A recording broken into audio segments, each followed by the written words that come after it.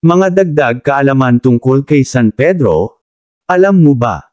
Nakasunod kay Jesus, 171 beses binanggit ang kanyang pangalan sa Biblia.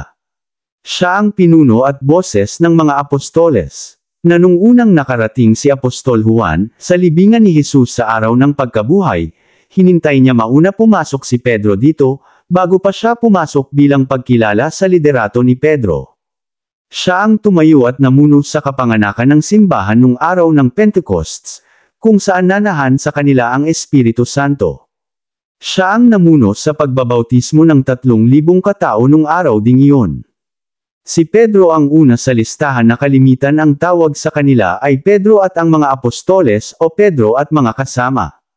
Lalo na sa panahon na ginagamot nila ang mga may sakit at nagpapalayas ng mga sinasapian ng demonyo. Bukod dito, si Pedro ay bumuhay din ng patay. Si Pedro ang unang nabigyan ni Jesus ng kapangyarihan sa mga apostoles na magpatawad ng kasalanan. Kay Pedro ipinagkatiwala ang kawan ng Diyos. Siya ang inatasan na pakainin at alagaan ang mga tupa. Ang pagpapastol sa mga tupa ay katulad din ng pagpapastol ng kanyang simbahan. Simon ang kanyang dating pangalan at pinalitan ni Jesus ng Pedro, na ang kahulugan ay bato. Si Jesus ang pundasyon o cornerstone at si Pedro ang batong pinagtayuan ng simbahang Katoliko. Kay Pedro binili ng susi ng kaharian ng langit.